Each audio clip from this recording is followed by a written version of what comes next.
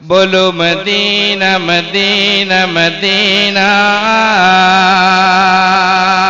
سوچو مدینہ مدینہ مدینہ۔ بنور من فؤادي حينما رددت يا رب العباد.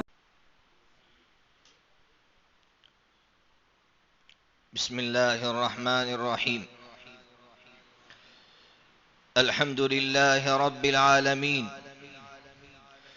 الرحمن الرحيم مالك يوم الدين، والصلاة والسلام على أشرف الأنبياء والمرسلين وعلى آله وأصحابه الصادقين المعلمين المبلغين ومن تبعهم بإحسان إلى يوم الدين. أما بعد، فأعوذ بالله من الشيطان الرجيم. بسم الله الرحمن الرحيم. إنه فكر وقدر فقتل كيف قدر ثم نظر ثم عبس وبسر ثم أدبر واستكبر فقال إن هذا إلا قول يؤثر. صدق الله العظيم.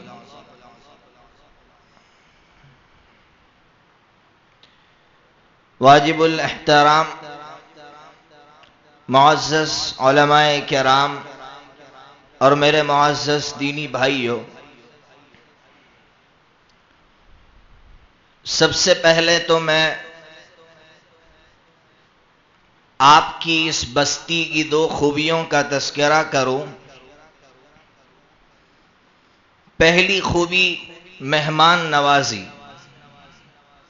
میرے ساتھ جتنے میرے ساتھی یہاں تشریف لائے ہیں وہ میری تائید کریں گے. اللہ تبارک و تعالی نے اس بستی کو نوازا ہے، یہ خوبی عطا فرمائی ہے کہ اس بستی کے لوگ مہمان نواز ہیں. اور آپ کو شاید معلوم ہو یا نہ ہو، مدینہ منورہ کی یہ خوبی رہی ہے. آپ نے قرآن مجید میں تبع کا نام سنا ہوگا. تبع یمن کے بادشاہوں کا لقب ہے.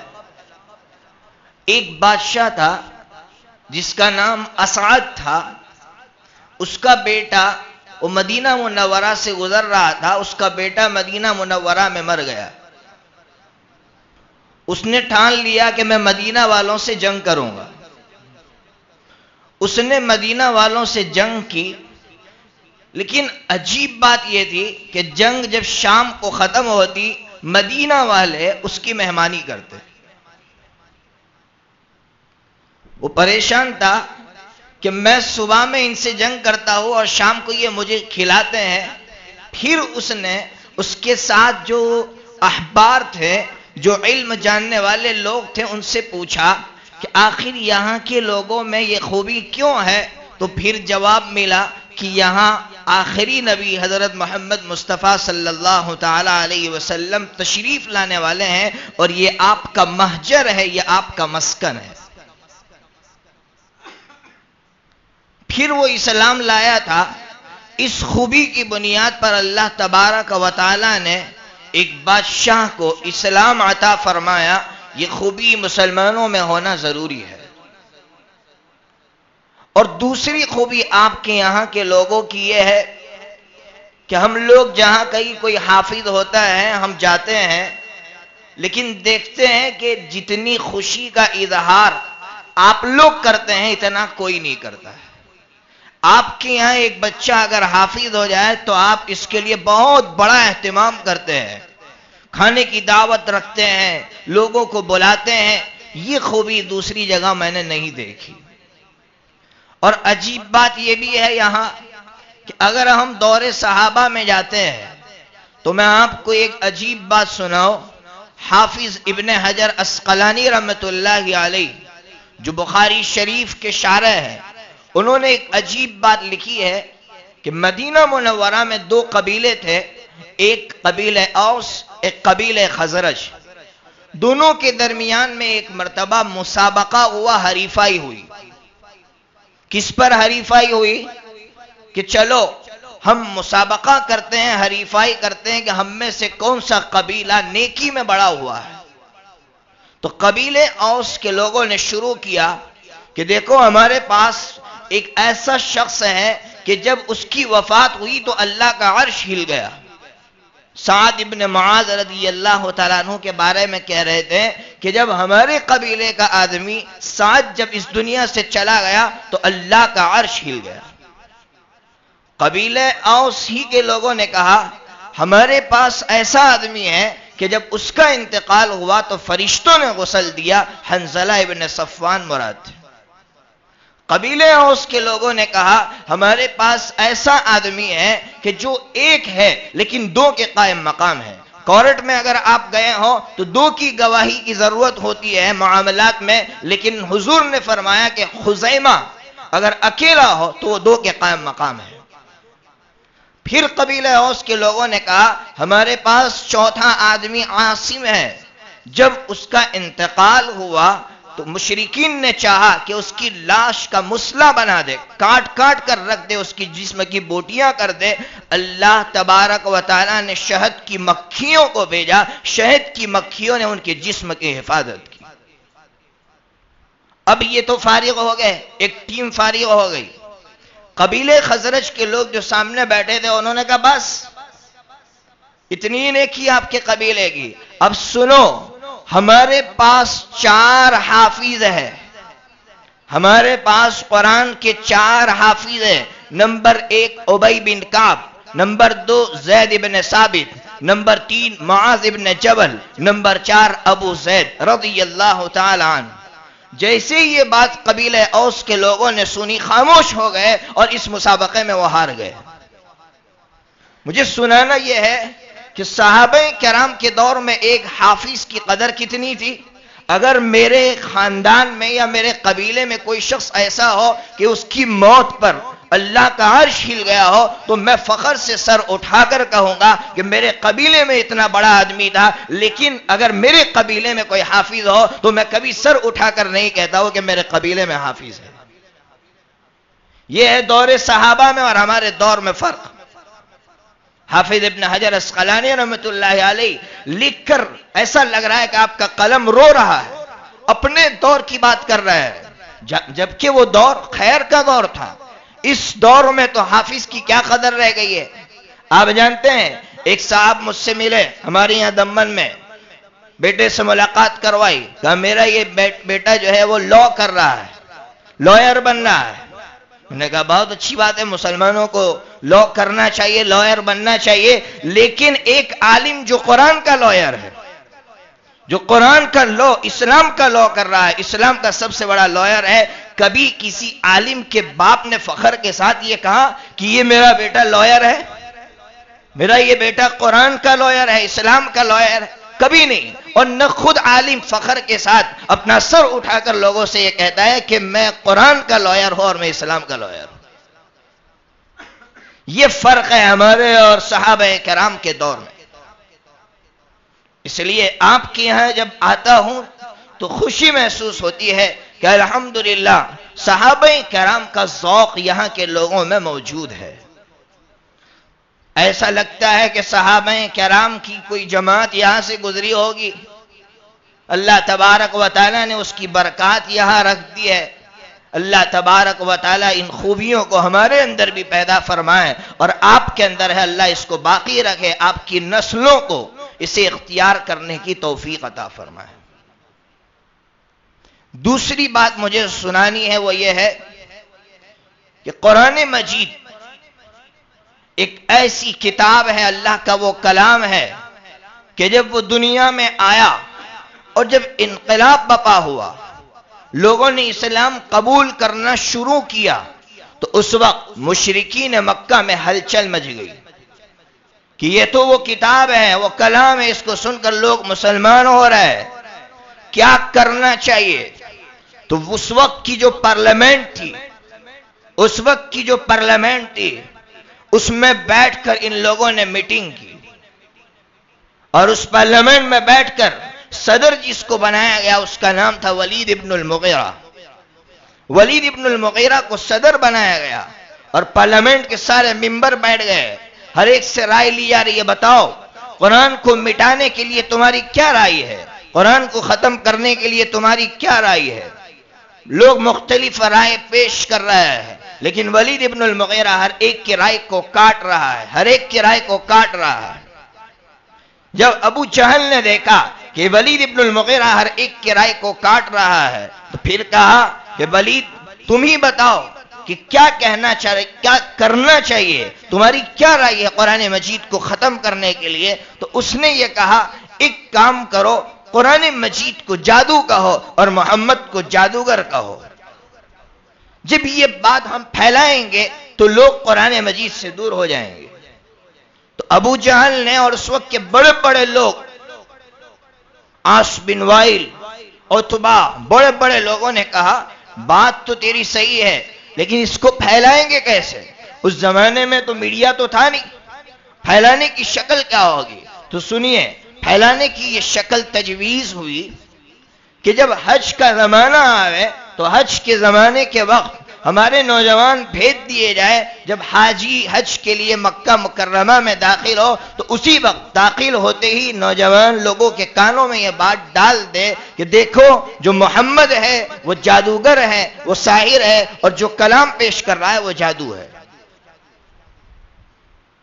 اس کی رائے پر عمل ہوا، نوجوانوں کو بھیج دیا گیا، حج کا زمانہ آیا۔ اب یہ نوجوان جب بھی کوئی آتا ہے اس کے کانوں میں بات ڈالتے ہیں، دیکھو یہاں ایک محمد ہے جو جادوگر ہے، جو کلام پیش کرتا ہے، جادو ہے۔ اللہ کا نظام دیکھیے، باطل قرآن کو مٹانے پر تلا ہوا ہے۔ میرے اللہ کا نظام دیکھیے، نظام یہ ہوا کہ جب لوگوں سے یہ کہا گیا کہ یہ محمد جادوگر ہے تو آپ نے سنا ہوگا کہ انسان لالچی ہوتا ہے اس چیز کا جس چیز سے اس کو روکا جائے۔ جیسے ہی روکا گیا تو لالچ پیدا ہوئی کہ نہیں، اب تو محمد سے ملنا چاہیے، اب تو وہ کلام سننا چاہیے۔ اب تک تو قرآن سے بہت دور تھے، لیکن جب انہوں نے پھیلایا تو اب لوگ حضرت نبی پاک صلی اللہ تعالیٰ علیہ وسلم کے قریب ہوئے اور قرآن مجید کو سنا۔ تو وہ لوگ جو کبھی قرآن نہیں سن سکتے تھے، انہوں نے اس بہانے سے قرآن کو سنا اور اسلام میں داخل ہو گئے۔ قرآن مجید 29ویں پارے میں سورہ مدثر میں اس کا تذکرہ کر کے ہمیں یہ سبق دے رہا ہے کہ قیامت تک قرآن کے مٹانے کی اسکیمیں بنے گی، قرآن کو مٹایا جائے گا، لیکن یاد رکھنا جن ذرائع سے، جن وسائل سے قرآن کو مٹانے کی باطل کوشش کرے گا، اللہ انہی وسائل کو اسلام کے پھیلانے کا اور قرآن کو پھیلانے کا ذریعہ بنائیں گے۔ میں آپ کو مثال سے سمجھاؤں، اس ملک میں قرآن کی ایک حکم پر حملہ ہوا، 3 طلاق پر حملہ ہوا، اس کے لیے سوشل میڈیا کو استعمال کیا گیا، لیکن قربان جائیے اللہ تعالیٰ کے حکم پر، قرآن کریم کے ایک ایک لفظ پر، کہ جب سوشل میڈیا کا استعمال ہوا تو وہ لوگ جو اسلام کی اس خوبی سے واقف نہیں تھے، جن کو معلوم نہیں تھا کہ اسلام اتنا پیارا مذہب ہے، جب انہوں نے سوشل میڈیا پر اسلام کی اس خوبی کو سنا، وہ بہت سے لوگوں نے اتنا تو یقین کر لیا کہ اسلام بہترین مذہب ہے۔ اس لیے قرآن مجید اگر باطل اس کو مٹانے کی کوشش کرے گا، اللہ تبارک و تعالی باطل ہی کے ذریعے اس کو پھیلائے گا۔ اس لیے ابھی ایک طالب علم نے 24ویں پارے کی آیت پڑھی، وَقَالَ الَّذِينَ كَفَرُوا لَا تَسْمَعُوا لِهَذَا الْقُرْآنِ وَالْغَوْا فِيهِ لَعَلَّكُمْ تَغْلِبُونَ۔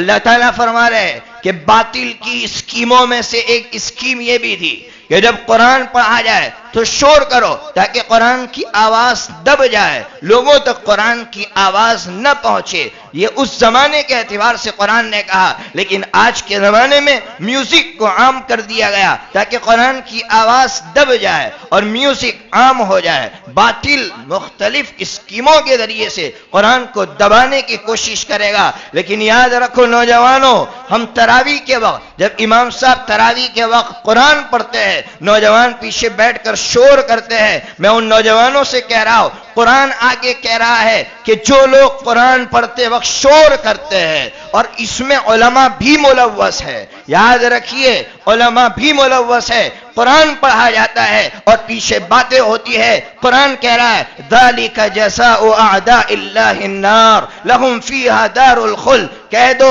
یہ اللہ کے دشمن ہے اور ان کے لیے سزا جہنم ہے. معمولی سمجھتے ہم اللہ کے کلام کو، ہمارا دل کالا ہو گیا ہے، اس لیے ہمارے دلوں پر اثر نہیں ہوتا ہے کہ اللہ کا کلام پڑھا جا رہا ہے اور میں شور کر رہا ہوں. یہ تو باطل کی سازش تھی، اس کی اسکیم تھی کہ قرآن پڑھا جائے تو شور کرو. میں عالم ہو کر اور میں ایک مسلمان ہو کر قرآن کی آواز کو دبانے کی کوشش کر رہا ہوں. ناشعوری میں غیر محسوس طریقے پر کتنے بڑے جرم کا ارتکاب کر رہا ہوں میں. ہمارا دل واقعتاً کالا ہو چکا ہے، محسوس تک نہیں ہوتا کہ ہم نے کتنا بڑا جرم کیا ہے. ہمارے دارالعلوم دیوبند کے ایک شیخ الحدیث گزرے، حضرت مولانا فخر الدین مراد آبادی. اس وقت دارالعلوم میں جتنے بھی بڑے بڑے علماء ہیں ان کے استاد حضرت مفتی سعید احمد صاحب دامت برکاتہم، اللہ تبارک و تعالی حضرت کو صحت عاجلہ مستمرہ عطا فرمائے. حضرت کے بھی استاد، حضرت نے ان سے بخاری شریف پڑھی. وہ فرماتے ہیں، عجیب بات لکھتے ہیں حضرت اپنی شرح کے اندر، بخاری شریف کی شرح کے اندر فرماتے ہیں کہ آپ نے ایک عورت کو دیکھا ہوگا، ایک انسان کو دیکھا ہوگا کہ جب جن اس کے اندر حلول کر جاتا ہے، اس کے اندر اتر جاتا ہے، تو آپ نے دیکھا ہوگا کہ ایک بچی یا وہ انسان کیسا تڑپتا ہے. ٹھنڈی کے موسم میں پسینہ آ جاتا ہے، اور جب ہم اس کو دیکھتے ہیں تو ہمارے آنکھوں میں آنسو آ جاتے ہیں کہ کتنی تکلیف میں مبتلا ہے یہ انسان کہ جن اس کے اندر حلول کر گیا ہے. حضرت فرماتے ہیں ایک جن جس کی طاقت فرشتے کے مقابلے میں کچھ بھی نہیں ہے، اگر وہ اتر جاتا ہے تو ایک انسان تڑپ جاتا ہے اور اس کو دیکھنے والا تڑپ جاتا ہے. کیا خیال ہے مسلمانوں، جب قرآن اتر رہا تھا تو حضرت کا کہنا ہے کہ قرآن کو اتارنے کی اللہ نے یہ شکل تجویز فرمائی کہ جبرائیل علیہ السلام آپ کے قلب مبارک پر اترتے تھے، آپ کے قلب پر اترتے تھے. جبرائیل جیسا طاقتور فرشتہ جب آپ کے قلب اطہر پر اترتا ہوگا، ورود فرماتا ہوگا، آپ کی کیا کیفیت ہوتی ہوگی. جب دیکھنے والے دیکھتے ہوں گے تو تڑپ جاتے ہوں گے. اس کلام پاک کو ہم نے معمولی سمجھا ہے. تقریباً 6666 آیتیں جو قرآن مجید میں ہیں، اختلاف میں کتنی آیتیں ہیں تقریباً. آپ سوچئے ایک آیت کے لیے آپ نے اتنی تکلیف اٹھائی. آج کا نوجوان قرآن کریم کے ساتھ کیا سلوک کر رہا ہے؟ آج ہم معمولی سمجھ رہے قرآن کے ایک حافظ کو، ہم معمولی سمجھ رہے کہ قرآن کے حافظ کی کوئی قدر نہیں ہے، قرآن مجید کی کوئی طاقت نہیں ہے. غالباً میں نے یہی سنایا تھا قرآن مجید کی طاقت، اس کے الفاظ کی طاقت کتنی ہے. شاہ سید عطا اللہ بخاری رحمت اللہ تعالی علیہ، میں نے آپ کو سنایا تھا، شاید آپ کو یاد ہو یا نہ ہو، 1932 ہمارے اس ملک میں ایک تحریک چلی، ایک چڑول چلی جس کا نام تھا شدی.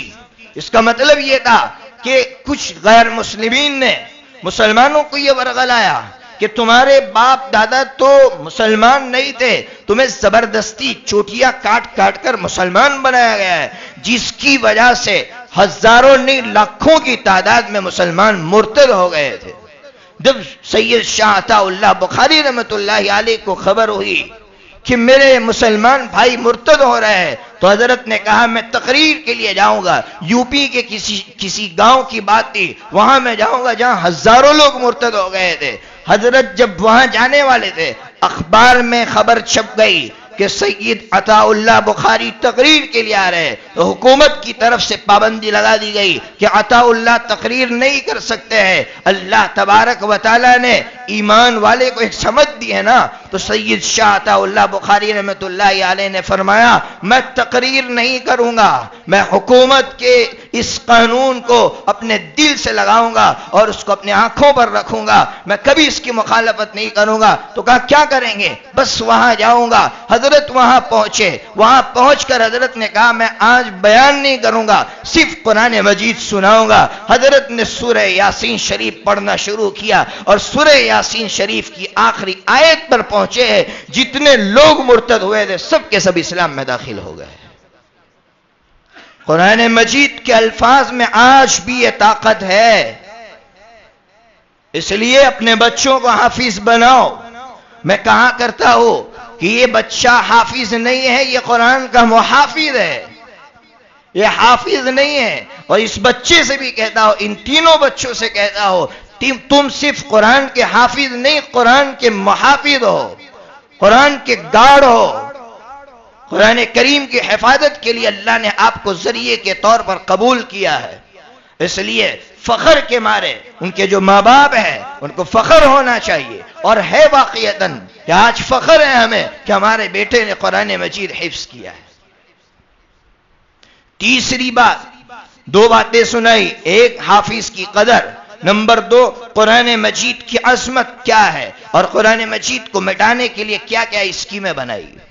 اور عجیب بات یہ ہے کہ جب اس حافظ نے یہ آیت پڑھی وَقَالَ الَّذِينَ كَفَرُوا لَا تَسْمَعُوا، اسی کے ساتھ اس نے پڑھا إِنَّ الَّذِينَ قَالُوا رَبُّنَا اللَّهُ إِنَّ الَّذِينَ قَالُوا رَبُّنَا اللَّهُ۔ مفسرین فرماتے ہیں اللہ یہ کہنا چاہتے ہیں، ایک طرف باطل قرآن کو مٹا رہا ہے، دوسری طرف میرے کچھ بندے کھڑے ہو کر مخالف طاقتوں کے سامنے اور مخالف ماحول میں کھڑے ہو کر یہ کہتے ہیں ربنا اللہ، اللہ ہمارا رب ہے اور قرآن ہمارا دستور ہے، قرآن ہمارا آئین ہے، قرآن ہمارا کانسٹیٹیوشن ہے، ہم قرآن کو دستور کے طور پر قبول کرتے ہیں۔ اللہ فرماتے جب بندے کھڑے ہوں گے اور کہیں گے قرآن ہمارا دستور ہے تو پھر بڑی بڑی طاقتیں تمہارے سامنے کھڑی ہوگی، لیکن ایسے وقت میں اگر یہ پیچھے نہیں ہٹتے ہیں تو مفسرین فرماتے ہیں کہ دو تفسیریں اس آیت کی کہ جب موت کا وقت آتا ہے، مرض المفات میں ہوتا ہے، فرشتے آتے ہیں اور یہ کہتے ہیں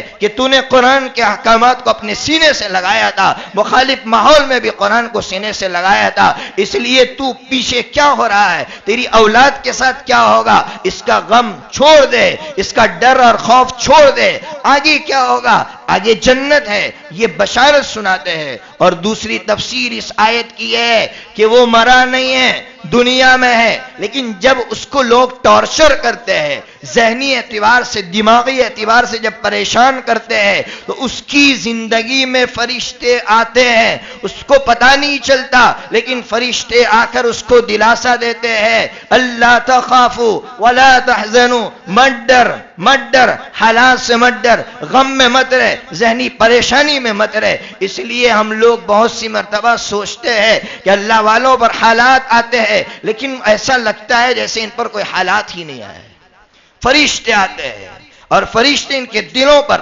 ڈالتے ہیں یہ بات اللہ تخافوا ولا تحزنوا وابشروا بالجنة التي كنتم توعدون۔ اس لیے مسلمانوں قرآن کریم کو سینے سے لگاؤ، قرآن کے احکامات کو سینے سے لگاؤ۔ تیسری بات، ابھی رجب کا مہینہ ہے تو رجب کے مہینے کا جو اہم پیغام ہے وہ سنانا چاہتا ہوں۔ ہم نے 15واں پارہ کبھی کھولا ہوگا، 15ویں پارے کی پہلی سورت سبحان الذی اسری بعبدہ لیلا من المسجد الحرام۔ اللہ تبارک و تعالی نے اس سورت میں میرے آقا کے ایک سفر کا تذکرہ فرمایا ہے، ہم سب اس کو معراج کے نام سے جانتے ہیں، لیکن کبھی آپ نے سوچا کہ اللہ تبارک و تعالی نے حضور کو معراج کیوں عطا فرمائی؟ یہ سنو مسلمانوں، سن نبوی 10 یعنی آپ کو نبی بنایا گیا، ابھی 10واں سال چل رہا ہے، آپ پر حالات آئے، حالات کے پہاڑ ٹوٹے۔ کیا پہاڑ ٹوٹے؟ سب سے پہلے آپ پر یہ حالات آئے، آپ کا سماجی بائیکاٹ ہوا، آپ کا معاشی بائیکاٹ ہوا، اور کیسا بائیکاٹ ہوا مورخین لکھتے ہیں۔ حضرت سعد بن ابی وقاص رضی اللہ تعالیٰ عنہ کی روایت ہے کہ ہم پر ایسے حالات آئے، ہم بھوک کی وجہ سے تڑپ رہے تھے، ہمارے بچے سسک رہے تھے، ماں کی چھاتیوں سے دودھ خشک ہو گیا تھا، ہم نے ایک چمڑا دیکھا، چمڑے کو جلایا، جب چمڑا راکھ ہو ہو گیا، ہم نے اس راکھ کو پانی کے اندر ڈالا اور پانی پی گئے، اس لیے کہ ہمارے پیٹ میں ڈالنے کے لیے ہمارے پاس اور کوئی چیز نہیں تھی۔ ایسے حالات آئے میرے آقا پر۔ نمبر 2، آپ کے چہیتے چچا ابو طالب کا انتقال ہو گیا، جو آپ کے لیے بڑے سہارا تھے۔ نمبر 3، آپ کی وفادار بیوی، آپ کی رفیق حیات، آپ کی زوجہ محترمہ حضرت ماں خدیجۃ الکبریٰ رضی اللہ تعالیٰ عنہا کا انتقال ہو گیا۔ کیسا صدمہ طاری تھا میرے آقا پر۔ چوتھا صدمہ، آپ طائف سے جب واپس آئے، آپ جانتے ہیں میں واقعے کی طرف نہیں جاؤں گا، میرے آقا پر طائف سے واپسی پر کیسے حالات آئے۔ ان حالات کے بعد جب میرے آقا ٹوٹ گئے، چور ہو گئے ان حالات کی وجہ سے، تو میرے اللہ نے کہا دلاسے کے لیے اور دھارس باندھنے کے لیے میرے اللہ نے اپنے حبیب کو عرش پر بلایا، اپنے پاس بلایا، اپنا قرب نصیب فرمایا، اور اللہ تبارک و تعالیٰ نے وہاں نماز عطا فرمائی۔ میں آپ کو سنانا یہ چاہتا ہوں، ایک بندہ اللہ کی محبت میں تڑپتا ہے، حالات کو انگیز کرتا ہے، اس کو برداشت کرتا ہے، تو اللہ تبارک و تعالیٰ اسے اپنا قرب عطا فرماتے ہیں۔ اور فوراً ان آیتوں کے بعد یہودیوں کا تذکرہ کیا اللہ نے۔ سنو مسلمانوں، یہودی نبیوں کی اولاد تھے، یہودی نبیوں کے اولاد تھے، لیکن سنو کیا کیا ان لوگوں نے۔ اللہ تبارک و تعالیٰ 15ویں پارے میں نقشہ کھینچ رہے ہیں کہ ان یہودیوں نے ہماری 2 بڑی بڑی نافرمانیاں کی۔ پہلی نافرمانی، ایک بادشاہ تھا یہودیوں کا، جس نے فتویٰ چاہا حضرت یحییٰ علیہ السلام سے۔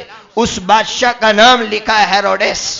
ہیروڈیس نے حضرت یحییٰ علیہ السلام سے یہ کہا کہ میں فلاں لڑکی سے شادی کرنا چاہتا ہوں۔ حضرت یحییٰ علیہ السلام نے فرمایا نہ، تم شادی نہیں کر سکتے۔ کیوں؟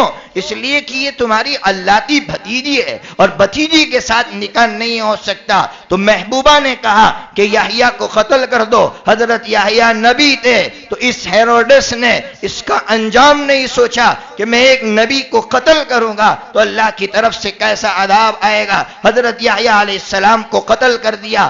آپ کہیں گے ایک بادشاہ نے حضرت یحییٰ کو قتل کیا، اللہ نے پوری یہودی قوم کو کیوں تہس نہس کیا؟ مورخین لکھتے اس لیے تہس نہس کیا کہ جب حضرت یحییٰ کو قتل کیا جا رہا تھا، ایک بھی یہودی نے کھڑے ہو کر آواز نہیں لگائی کہ تم ظلم کر رہے ہو، تم اس نبی کے ساتھ ظلم کر رہے ہو۔ آج بھی ہمارے ملک میں یہی ہو رہا ہے، کچھ مسلمانوں پر ظلم ہو رہا ہے، لیکن ہم لوگ تماشائی بن کر بیٹھے ہوئے ہیں۔ ہم حالات کا صرف جائزہ لے رہے ہیں، تبصرے کر رہے ہیں، چرچے ہو رہے ہیں، لیکن کبھی ظلم کے خلاف آواز اٹھانے کی ہمارے اندر ہمت نہیں ہے۔ تو پھر یاد رکھنا، اللہ تعالیٰ نے بخت نصر کو مسلط کیا، اللہ تعالیٰ نے ایک بادشاہ کو مسلط کیا، کیسا ظلم ڈھایا ہے اس نے یہودیوں پر۔ آپ جانتے ہیں اس نے لاکھوں کی تعداد میں یہودیوں کو قتل کر دیا۔ مورخین تو یہاں تک لکھتے ہیں کہ تاتاریوں نے مسلمانوں کو جتنا نہیں مارا، اس سے زیادہ بخت نصر نے یہودیوں کا قتل کیا ہے۔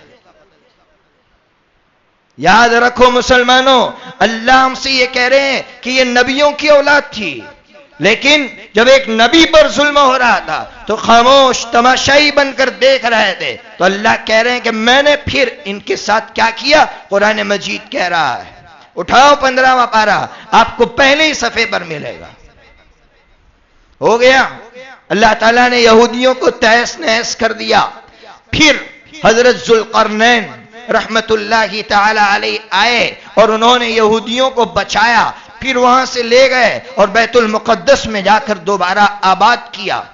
دوبارہ جب آباد کیا تو ان کو سدھر جانا چاہیے تھا کہ اللہ تبارک و تعالیٰ نے اتنا بہترین چانس عطا فرمایا، لیکن یہ نہیں سدھرے۔ کیا ہوا؟ اللہ تعالیٰ نے حضرت عیسیٰ علیہ السلام کو مبعوث فرمایا۔ حضرت عیسیٰ علیہ السلام نے آ کر سمجھایا، باز آ جاؤ شراب سے، باز آ جاؤ جوا سے، باز آ جاؤ زنا سے، باز آ جاؤ غریبوں کو لوٹنے سے، لیکن باز نہیں آئے۔ حضرت عیسیٰ علیہ السلام کے قتل کے منصوبے بنائے، پھر بھی اللہ نے ان کو معاف کر دیا، اللہ نے پکڑ نہیں فرمائی۔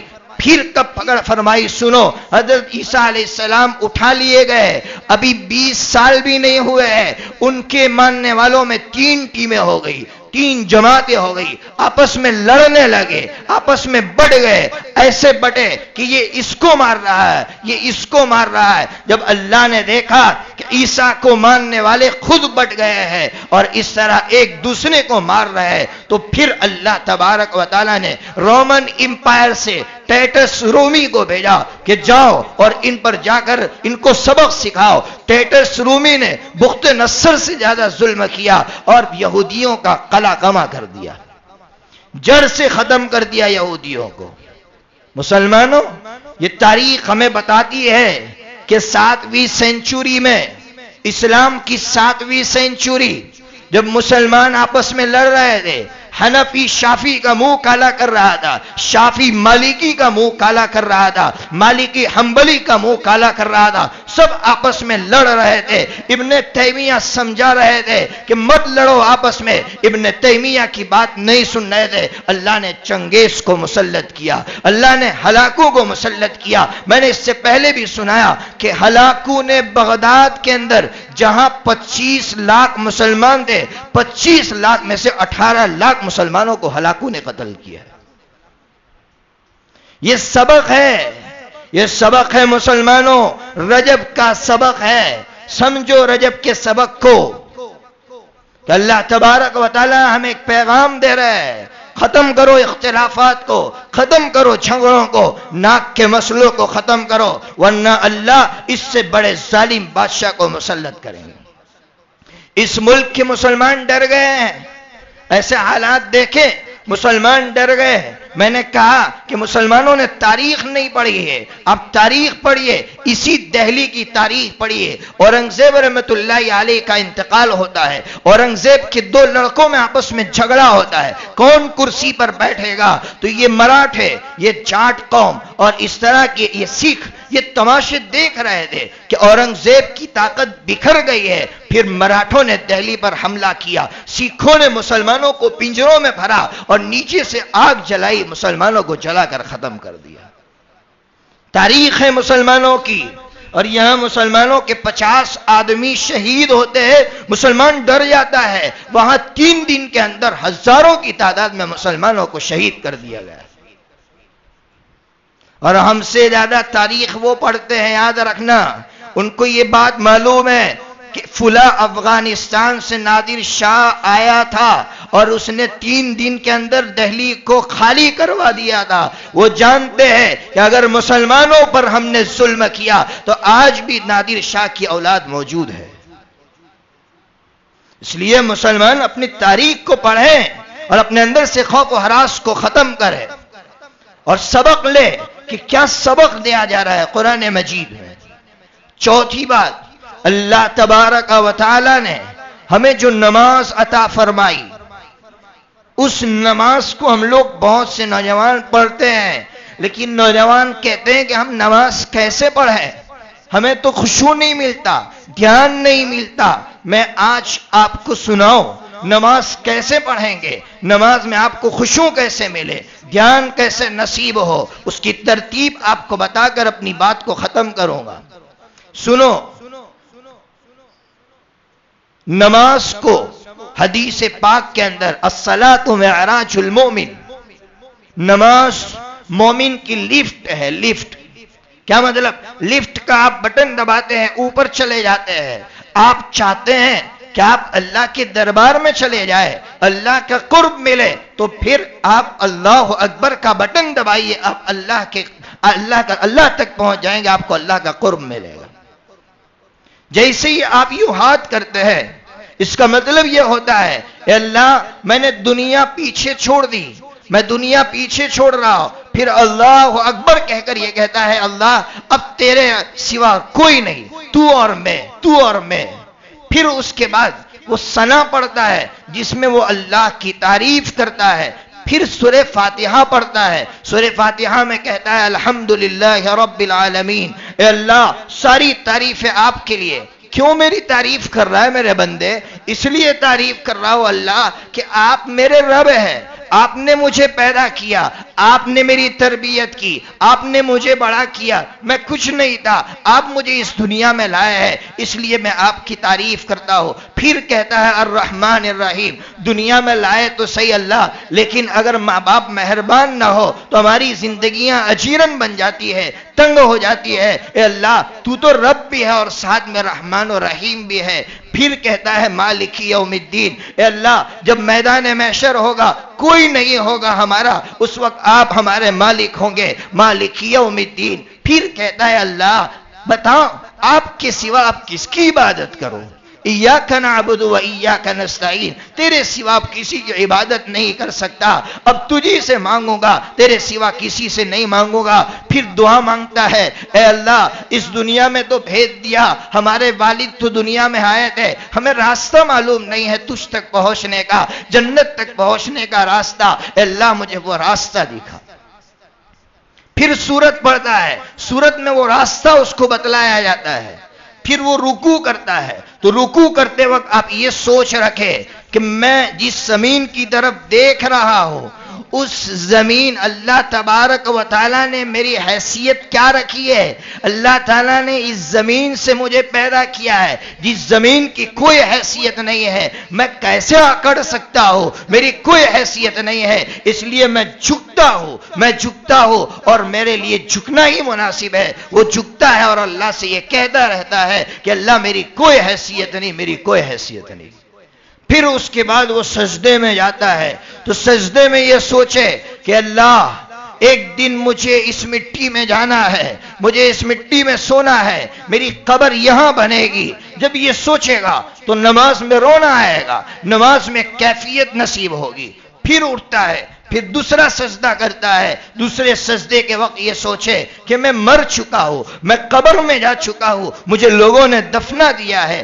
پھر اس کے بعد جب اٹھتا ہے اور دوسری رکعت میں یا قائد اخیرہ میں بیٹھتا ہے، التحیات پڑھتا ہے، تو یہ سوچے کہ میں قبر سے اٹھ چکا ہوں، میدان محشر قائم ہے، اللہ تبارک و تعالی حساب کتاب کے لیے تیار ہے، انبیاء علیہم السلام کی جماعت کھڑی ہے، اس لیے وہ اللہ کی تعریف کرتا ہے کہ اللہ ساری عبادتیں آپ کے لیے ہے، اللہ ساری قربانیاں میں نے آپ کے لیے دی ہے۔ وہ اس طرح اللہ تعالیٰ سے بات کر کہ اللہ کا قرب حاصل کرتا ہے، نبی پر درود پڑھتا ہے تاکہ نبی سفارش کرے میدان محشر میں، اور پھر دعا پڑھ کر اپنی نماز کو ختم کرتا ہے۔ میں آپ کو ایک بات اور سنا دوں، ہم لوگ نمازوں کے اندر دعائیں مانگتے ہیں، اللہم انی ظلمت نفسی ظلما کثیرا، بہت پیاری دعا ہے، میرے آقا نے حضرت ابو بکر کو سکھائی تھی، لیکن مسلمان یہ سمجھتے ہیں کہ صرف یہی دعا ہے نماز میں۔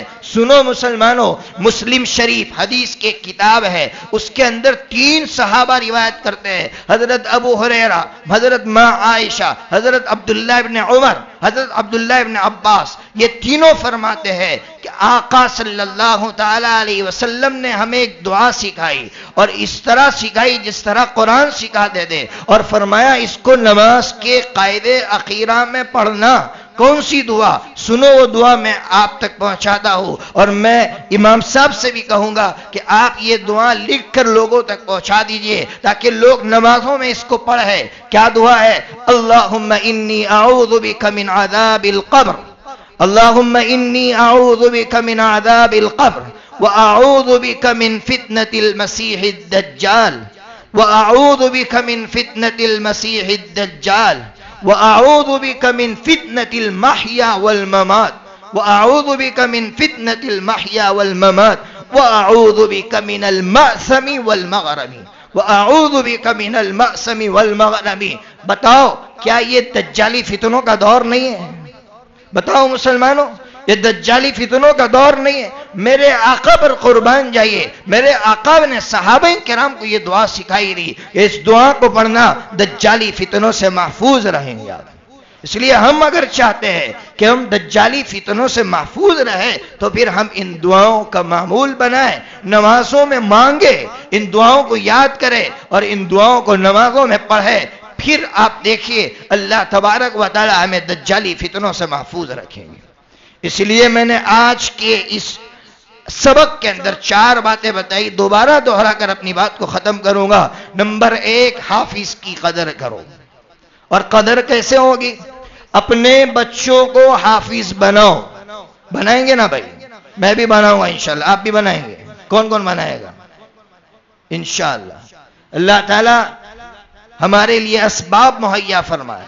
نمبر 2، قرآن کریم کے الفاظ کی بھی ہم جو ہے تلاوت کریں گے، قرآن کریم کے پڑھنے کا معمول بنائیں گے۔ اور نمبر 2، قرآن کریم کے احکامات پر چلیں گے۔ قرآن نے کہا سود حرام ہے تو حرام ہے، اب حرام، اب اس سے آگے نہیں بڑھ سکتے۔ قرآن نے کہہ دیا تو پھر کسی قسم کی کوئی تعویل نہیں، کوئی حیلہ نہیں۔ مسلمان حیلہ نکالتے ہیں، ایسا ویسا نہیں، سود حرام تو حرام۔ اور نمبر 3 پر میں نے کہا کہ تاریخ ہمیں کچھ بتاتی ہے، قرآن مجید رجب کا پیغام دیتی ہے۔ اور 14 نمبر پر میں نے کہا کہ ہم نماز کس طریقے سے پڑھیں۔ میں نے آپ کو یہ روایت سنائی ہو یا نہ سنائی ہو، الکبائر کے اندر علامہ ذہبی رحمۃ اللہ علیہ نے یہ روایت لکھی ہے، سنو، عجیب و غریب حدیث ہے۔ فرماتے ہیں کہ حضرت موسیٰ علیہ نبینا وعلیہ السلام کی خدمت میں ایک عورت آئی، آ کر رونے لگی۔ حضرت موسیٰ علیہ السلام نے پوچھا کیا ہوا، کیوں رو رہی ہو؟ تو کہا حضرت مجھ سے ایک غلطی ہو گئی۔ کیا غلطی ہوئی؟ کہا مجھ سے زنا صادر ہو گیا۔ تو حضرت موسیٰ علیہ السلام نے کہا ہٹو یہاں سے، اور رونے لگی۔ کہا کیا ہوا؟ تو کہا حضرت اس سے بڑی غلطی ہوئی۔ کیا ہوئی غلطی؟ کہا حضرت جو بچہ زنا سے پیدا ہوا تھا میں نے اس کو مار ڈالا۔ حضرت موسیٰ علیہ السلام نے کہا اٹھو یہاں سے، بھاگو۔ جیسی وہ عورت وہاں سے گئی، اللہ تبارک و تعالی نے حضرت موسیٰ علیہ السلام پر وحی بھیجی، اے موسیٰ سنو، تم اس عورت کو گنہگار سمجھتے ہو اور بہت بڑا پاپی سمجھتے ہو، میری نظر میں سب سے بڑا گنہگار وہ مسلمان ہے جو فرض نمازوں کو چھوڑتا ہے۔ نہیں چھوڑتے ہم لوگ فرض نمازیں، اس لیے فرض نمازوں کی پابندی کیجئے، جماعتوں کے ساتھ پڑھائیے۔ اس لیے ترمذی شریف کے اندر جو حدیث ہے، من صلی صلاۃ الصبح فهو فی ذمۃ اللہ فلا تغفر اللہ فی ذمتہ، اس حدیث کی تمام شراح نے یہ شرح کی ہے، جو فجر کی نماز جماعت کے ساتھ پڑھے گا تو اللہ کی گارنٹی میں آ جاتا ہے، جو گھر میں پڑھے گا اللہ کی گارنٹی میں نہیں ہے۔ اس لیے اگر ہم چاہتے ہیں کہ دنیا کی کوئی طاقت ہمارا کالر نہ پکڑے اور ہمارے سامنے آنکھیں نہ دکھائے تو پھر فجر کی نمازوں کی پابندی کرو۔ اللہ تبارک و تعالی باطل طاقتوں سے ہمیں بھی بچائیں گے اور ہماری نسلوں کو بھی بچائیں گے۔ اللہ تبارک و تعالی مجھے بھی عمل کی توفیق عطا فرمائے، آپ کو بھی عمل کی توفیق عطا فرمائے۔ وآخر دعوانا ان الحمدللہ۔ ہر دو سرا تشریف لے آئے، مبارک ہو محمد مصطفیٰ تشریف لے آئے۔ مولایا صلی وسلم دائما ابدا علی حبیبک خیر الخلق کل